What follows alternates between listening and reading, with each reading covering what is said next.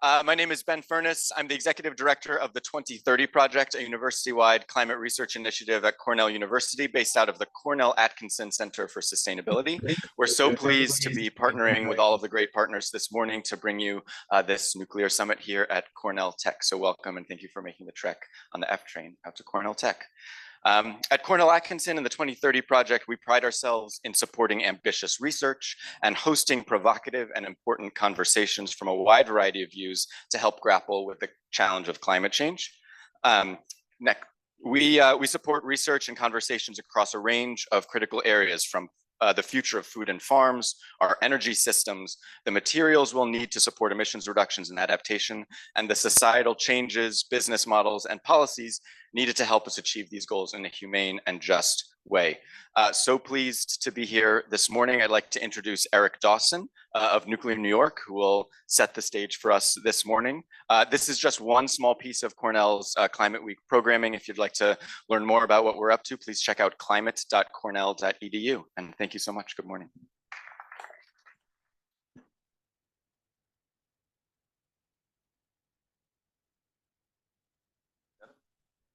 Can you hear me? Thank you, Ben. No. I'm Eric Dawson of Nuclear New York. Welcome to our second annual Nuclear Symposium of 2024. First, let's hear it. First, I'd like to thank our very generous sponsors this year, including the Anthropocene Institute, Constellation Energy, Holtec International, Curio, Uranium Energy Corp, the Inclusive Abundance Initiative, Nucleation Capital, Pillsbury Winthrop Shaw Pittman, Booz Allen Hamilton, and Roland Berger. I also want to thank our partners this year, the UN General Assembly, which has included us in their Science Summit, Climate Group, which has included us in their Climate Week NYC, the Cornell Atkinson Center for Sustainability, Generation Atomic. We have Matt Meyer doing a lot of the tech work here. Thank you, Matt. Terra Praxis, and Mothers for Nuclear. It has been an exciting year for nuclear, and an even more exciting month, and an even more exciting week. So hopefully today's level of excitement will dwarf all of these. Quick recap. Earlier this year, it was officially announced that Palisades nuclear power plant in Michigan will be the first decommissioned nuclear plant in the US to be recommissioned. What a great word recommissioned is, right? Hopefully starting next year. Amazon announced it would buy a nuclear powered data center from Tallinn Energy called Cumulus, receiving electricity from Susquehanna. Here in the Empire State, NYSERDA just hosted a Future Energy Economy Summit addressed by the governor, in which they issued a, quote, draft blueprint for consideration of advanced nuclear technologies. So quite a mouthful, but a major shift in their pro-nuclear direction, which we appreciate. Hopefully it'll continue after election season. Larry Ellison also announced that Oracle will be designing a data center powered by 3 small modular reactors. Our friends on the West Coast participated in a campaign recently. So the primary electricity provider for the San Francisco Bay Area, Ava Community Energy, officially approved receiving electricity from Diablo Canyon. Yes, we got some of them here today. In nearby Pennsylvania, after being decommissioned for exactly 5 years to the day, it was last week, Constellation has issued a power purchase agreement with Microsoft to recommission, my new favorite word, recommission the nuclear plant formerly known as 3 Mile Island, now called Crane Clean Energy Center. Big win, big win. And earlier this week, and some people here, I think, were involved in this, 14 of the biggest financial institutions in the world pledged to invest enough money in nuclear to triple its current capacity in the next 25 years. So if that's not exciting, I don't know what is. But today, you're going to hear from a lot of people from different walks of life, talk about nuclear from every angle, including its role in environmentalism, global supply chains, big picture grid policy, real steps toward financing, and my personal favorite, how nuclear energy can actually lift people out of poverty globally. We here in the US obviously find ourselves in a very contentious election season with a lot of heated public disagreement seemingly about every subject. But one glaring exception to this pattern is support for nuclear energy, which currently has growing bipartisan support here and in most countries around the world. We are a nonpartisan group as Nuclear New York, and this event is open to the public. So while we welcome thought-provoking participation from everyone here, we kindly ask that you do so respectfully. This looks like a rowdy group, so I thought I should give that disclaimer. During and after the breaks, please introduce yourself to me specifically and anybody else. I think that this conference is becoming this great opportunity for networking across different sectors and even different countries. That being said, allow me to introduce our first speaker of the day. Grace Stanke is a native of the great state of Wisconsin. As a teenager, she began competing in beauty pageant circuits to earn college scholarship money.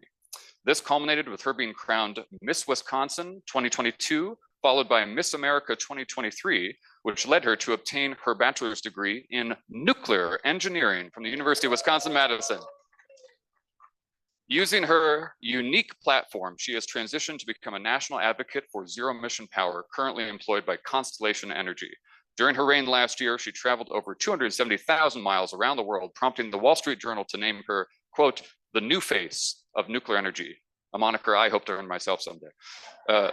Please join me in welcoming Grace Stanke. Thank you, Eric. Appreciate it. It's okay. I support that all of the faces for nuclear energy are in this audience right now and across the world, which I think is something that's so important to know. It has been a tremendous year for nuclear, and if you've heard me speak before, I like to tell stories. And one story is really coming from, I finished off this year of immense travel, constant nonstop go, go, go. Like literally, I saw my family maybe 16 hours a month, if I was lucky, right? Now, I will never forget the date, April 16th. It was a Saturday, I believe, actually. Don't quote me on the day of the week. I got bored. I stared at a wall for a half hour. And it was great. Now, the reason that I'm excited that I got bored is because I never had the room to be bored the past 5 years in the nuclear industry. We had work to do. We still have a lot of work left to do. That is certainly not ending. But when I think back to 5 years ago, when I first got into this field, I was a freshman in college. I got into it out of spite. I had no idea what I was doing. I was just sitting there saying, this is a cool science that I think can do something good.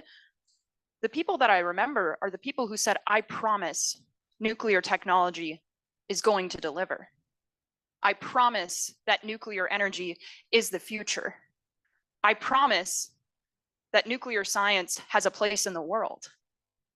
And the people who told me that were when I worked for a fusion lab. We're in this basement. There's not a beautiful 2 walls of windows. There are, in fact, no windows in grad student offices in basements.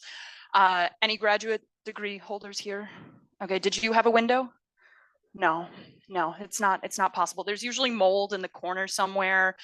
There's a hole in the wall that we don't really know what happened. Legend says it was Jeremy from 20 years ago. We don't know. But when I think back to that time, I didn't know anything about nuclear science. What got me to love this field, what got me to be passionate about it, what got me to sit there and say, this is what the risk is worth taking for, is the people in that room. Those grad students who took the time to answer my stupid questions, those grad students who took the time to be mentors, to look at the next generation who was asking, what's a neutron, right? The stupidest questions in the world. And they had patience. And they made those promises to me where they said, I promise you, stick around for another year. You'll see change. You'll see an impact. You'll see development in nuclear. Now, at the time, I was very much so fully committed to fusion, right? They were trying to brainwash me. That's what they do when they hire a freshman who knows nothing about nuclear science, right? That's what it is. I was very into fusion and I was like, wow, this is going to be it. We're going to see this happening. It's going to be amazing. And I still do believe we'll see it happen. What I didn't picture was seeing power plants be recommissioned. What I didn't picture was see over 200 bills be proposed in support of nuclear energy in 6 months in 2023. What I didn't picture was in America actually seeing bipartisan support for something, literally not just nuclear, for something. This is the world I grew up in. Politicians, they're not necessarily honorable to me. They're not necessarily someone that I look up to. But I look up to them when they find common ground.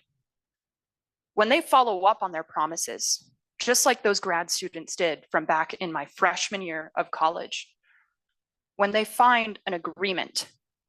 And what's really great, I will say, about them disagreeing so much is they tend to agree on nuclear, so they get sick of arguing and they say, okay, let's talk about nuclear energy. So then we move somewhere, which is great for us. Live, laugh, love that, right?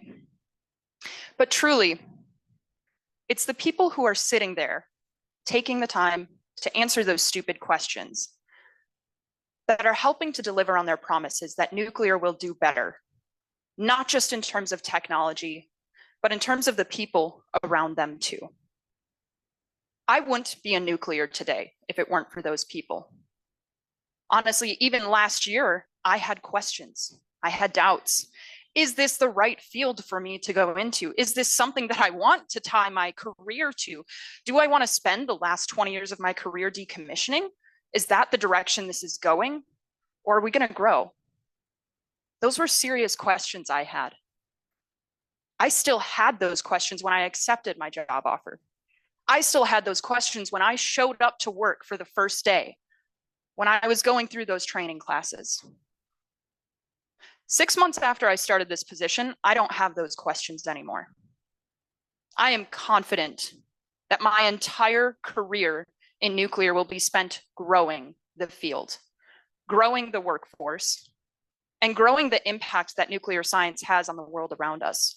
Whether it's saving lives from cancer or saving lives from carbon emissions. And the thing that made me change my mind, unfortunately, was tech bros. I hate to say it. I really didn't think I'd be thanking the finance bro named Chad. But those are the people that showed the world is ready to take the next step. We as an industry have always been ready. We've always had the science, we've always had the technology, we've always had the skilled, knowledgeable experts in this industry that know what to do. They know the next steps. They're willing to take the risk. But we've never had the world willing to take the risk before. I know that I'm willing to take the risk. The world is ready. We've got the support of the finance bros, right? We saw that on Monday, which, by the way, I'm so jealous of all the people that were there. I wish I could have been there. I was in sunny South Carolina instead. Sorry. But we've got the support of the finance industry. We have the knowledge, we have the mentorship, we have the resources here. What we need now is loud public support. I don't have the same reaction to when I say I'm a nuclear engineer to the general public anymore. 5 years ago, when I would tell them I'm going into nuclear engineering, it was always the, so you're gonna build bombs? No, not at all. We all know that. Now it's, oh wow, so you work on that one plant that's just down the road, or you're from the Midwest, so you probably work on the plants near Chicago, right? That's the reaction I get. When I go into schools and talk to elementary schoolers and middle schoolers and high schoolers, and I ask them, when I say the word nuclear, what is the first thing that comes to your mind? What do you think it is? I'm going to leave this open to audience participation. I heard bombs back there. That is not as common as it used to be. It used to be about 80 to 90% of the time, they said bombs first, 5, 6 years ago. What do you think it is today? Waste. Oh, I think y'all are really pessimistic here. Have hope, yes, thank you. Nuclear plants, thank you. Have faith in the youth, come on, there's goodness there. All right, thank you. That is truly the first thing that I hear 80 to 90% of the time now. No longer are we thinking about weaponry, about the bad first impression that nuclear left on the world. We're thinking about the positive that it can deliver, because that is what nuclear is. Young people are ready to take on nuclear science. They're excited. We're seeing increases in enrollment for nuclear engineering undergraduate degrees across the country. That's the first time we're seeing that since Fukushima. There is hope. There is faith. There is people willing to take the risk. We have to be ready for that. I said I got bored back in April. I haven't been bored since. I promise you that. I'm a person that likes a challenge. I like to always have something going on, in case you couldn't tell by my past. Little bit of a perfectionist, I think. I don't know. But it's the people that make this happen. And it's the people sitting in this room right here that are going to convince others around us to take that risk. And the way we do that, share your human story. People love technology. They don't get technology, though. That's not always it. As much as I know every single one of us in this room love to go into the intricacies of thermal hydraulics in a beyond design basis accident, anytime I say anything along those lines to a middle schooler, trust me, it's gone. They go, what? What is hydraulics? Stop, pause. Or if I say PWR, pressurized water reactor is a common acronym to this room right here, but not to the general public. But what you can do is share your stories that you've had from working in this industry, from being involved, your personal operating experience. We share it with each other. Why don't we share it with the world on our own terms? Why are we letting the media take control of that? Why aren't we the ones telling the story from the firsthand perspective?